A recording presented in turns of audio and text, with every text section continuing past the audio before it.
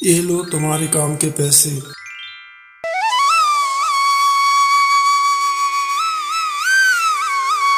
यार गोपाल, हम यहाँ दिन भर मेहनत करते हैं और हमें मजदूरी बहुत कम मिलती है। मैं सोच रहा था क्यों ना हम दोनों शहर जाकर कोई अच्छा काम करें, वहाँ हमें मजदूरी बहुत अच्छी मिलेगी। तुम सही कह रहे हो दोस्त, यहाँ हमें पैसे बहुत कम मिलते हैं। हम कल सुबह ही शहर चलेंगे और वहाँ खूब सारा पैसा कमाएंगे। दोनों शहर जाने की प्लानिंग करके अपने अपने घर को चले जाते हैं। सुबह होते ही दोनों दोस्त तैयार होकर शहर की तरफ निकल जाते हैं। शहर में पहुंचकर दोनों दोस्त सब्जी की दुकान लगाने लगते हैं और सब्जी में उन्हें बहुत कमाई होने लगती है। धीरे धीरे वो बहुत पैसा इकट्ठा कर लेते हैं। आहा, देखो गोपाल, हमने शहर में आकर कितना पैसा कमा लिया। अगर हम गांव में रहते तो इतना पैसा कभी नहीं कमा पाते। अब मैं सोच रहा हूँ क्यों ना हम कुछ दिन के लिए गांव होकर आते हैं। तुम्हारा क्या विचार है? तुम सही कह रहे हो मित्र, इतना पैसा हम गांव में कभी इकट्ठा नहीं कर पाते। ठीक है, चलो चलते हैं गांव। मुझे भी घर की बहुत याद आ रही है। फिर वे दोनों सारा पैसा एक थैली में इकट्ठा रखकर गांव की तरफ निकल जाते हैं। यार गोपाल, मैं सोच रहा हूँ कि हम अगर इतने सारे पैसे गांव लेकर जाएंगे और किसी ने हमें देख लिया तो हमारे पैसे चोरी हो सकते हैं। क्यों ना हम इस पेड़ के नीचे ही गड्ढा खोदकर इन रुपयों को यहीं पर गड़ा दें और जब हमें जरूरत होगी तब हम निकाल लेंगे। और यह बात किसी को पता भी नहीं है, सिर्फ हम दोनों के बीच है। ठीक है मित्र, तुम सही कह रहे हो। हम इन पैसों को यहीं पर गड़ा देते हैं और जब जरूरत होगी तब हम यहाँ से निकाल लेंगे। फिर वे दोनों पेड़ के नीचे ही गड्ढा खोदने लगते हैं। गड्ढा खोदने के बाद पैसों से भरा थैला उसी गड्ढे में डाल देते हैं और फिर उस गड्ढे को बंद करके उसके ऊपर एक बड़ा पत्थर रखकर दोनों अपने अपने घर को वापस आ जाते हैं। आखिर मेरी तरकीब काम आ गई। अब ये सारे पैसे मेरे हो गए हैं।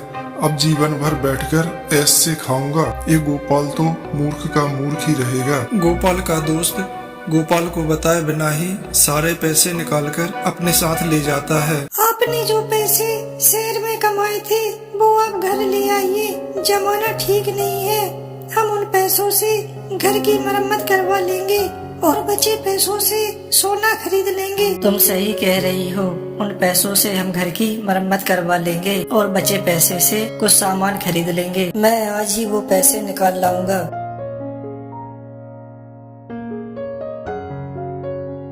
अरे आओ आओ गोपाल भाई, कैसे आना हुआ?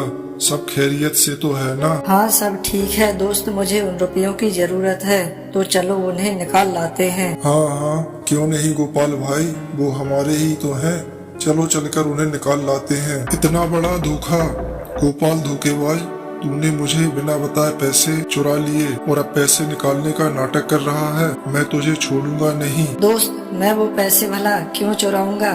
आखिर वो मेरे भी तो पैसे थे।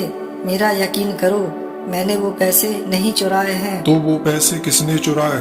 ये बात सिर्फ तुम्हारे और मेरे बीच थी। चोर तू ही है। तू अब ऐसे नहीं बताएगा। मेरे साथ राजा के पास चल, अब राजा ही तुझे इस बात की सजा देंगे। फिर वो दोनों वहाँ से सीधा राजा के पास निकल जाते हैं। महाराज, मैं लुट गया, बर्बाद हो गया। इस धोखेबाज गोपाल ने मेरे सारे पैसे चुरा लिए। अब आप ही कुछ कीजिए महाराज। हुआ क्या है, पहले हमें सारी बात विस्तार से बताओ, तभी हम न्याय कर पाएंगे। फिर वे दोनों सारी बात विस्तार से राजा को बताते हैं। महाराज, अगर आपको अब भी मेरी बात पर यकीन ना हो तो आप उस पेड़ से ही पूछ लीजिए, वो खुद गवाही दे देगा। पेड़ भी भला कभी बोलते हैं क्या? लेकिन ठीक है, तुम कहते हो तो। पुजारी जी, आप सब जाइए और पता कीजिए क्या इसकी बात सच है। फिर वे सभी सच जानने के लिए उस पेड़ के पास जाते हैं। हे वृक्ष देव, ये सब आपसे गवाही लेने आए हैं, तो आप ही न्याय कीजिए और इन्हें सच बताइए कि चोर कौन है, ताकि मुझ गरीब के साथ न्याय हो सके। मैं वृक्षराज बोल रहा हूँ। सारे पैसे गोपाल ने ही मेरे सामने चोरी किए हैं। ये सच नहीं है, ये झूठ है। मैंने कोई चोरी नहीं करी है। मुझे फंसाया जा रहा है। अब इसका फैसला तो राजा ही करेंगे। राजा के पास चलो। ये कैसे हो सकता है? एक पेड़ कैसे गवाही दे सकता है? हम खुद जाकर देखेंगे कि वृक्ष कैसे गवाही देता है। उसके बाद गोपाल की सजा सोचेंगे। हे वृक्ष देवता, आज एक बार फिर आपकी गवाही की जरूरत है, क्योंकि आज राजा जी आए हैं। इन्हें सच बता दो। हे राजन, रुपयों की चोरी मेरे सामने गोपाल ने ही करी है। यही चोर है। महाराज, ये पेड़ झूठ बोलकर मुझे फंसा रहा है।